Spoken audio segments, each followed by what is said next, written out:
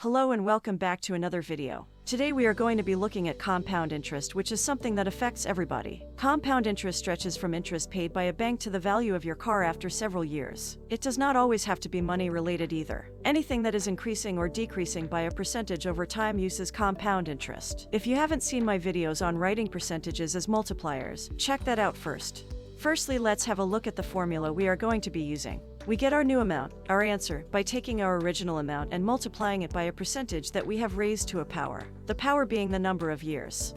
Now let's get into a question. Our question here says, find the compound interest when £400 is invested at 7% for 3 years. The first thing we want to do is deal with our percentage. Interest means that our money is going to increase. You wouldn't put your money in a bank if it was going to decrease. So, since we are increasing by 7%, we add this to 100, which gives us 107.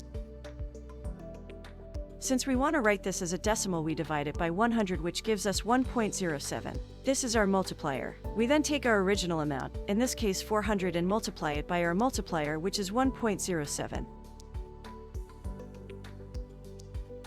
Since we are investing for 3 years, we raise our 1.07 to the power of 3. If we put this into our calculator, we get an answer of 490.12. Since we are dealing with money, we always put our answer to 2 decimal places. Let's have a look at another question. Find the compound interest when £200 is invested at 9% for 5 years. Since we are receiving 9% a year, we want to add this to 100, giving us 109. Dividing 109 by 100 gives us 1.09. Now let's put this into our formula. Since we are starting with £200, we multiply this by our 1.09 raised to the power 5, since we are investing for 5 years. If we put this into our calculator, we get 307.72.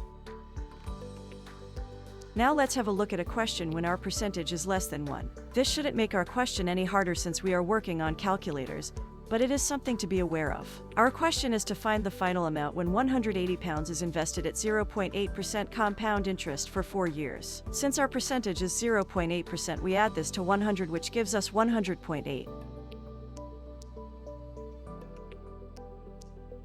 Dividing 100.8 by 100 gives us 1.008.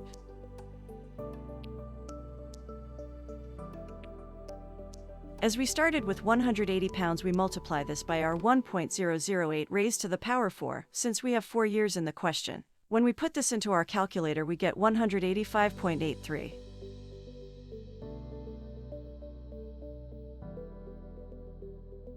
Now let's have a look at a different type of question. I buy a car for £4,500. The car will depreciate by 4% every year. How much will my car be worth after 5 years? Here we have the word depreciate, which means to go down in value. If you buy a new car, the second you drive it away, it drops in value. So if you are getting a question about the value of a car, it is most likely going to be a decrease question. Since we are decreasing by 4%, we take this away from 100 instead of adding. 100 minus 4 is 96.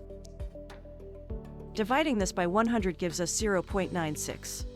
Notice how our multiplier is less than 1. If we are decreasing, we should expect this to always be the case. Since we started with a car worth £4,500, we multiply this by our 0.96 raised to the power of 5. If we put this into our calculator, we get 3,669.18.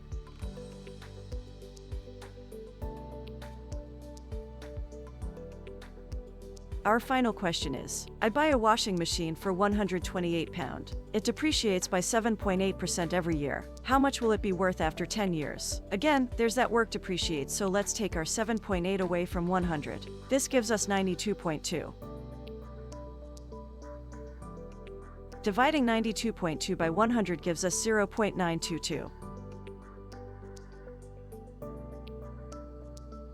Our washing machine cost £128 at the start, so let's multiply that by 0.922 raised to the power of 10.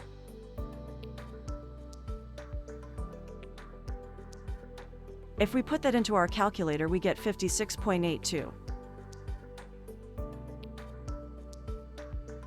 Here's a question for you. Would you prefer to be given £1 million or be given a penny that doubles in value every day for 30 days? Let us know in the comments which one you would pick. Again, thank you for watching this video. Don't forget to subscribe.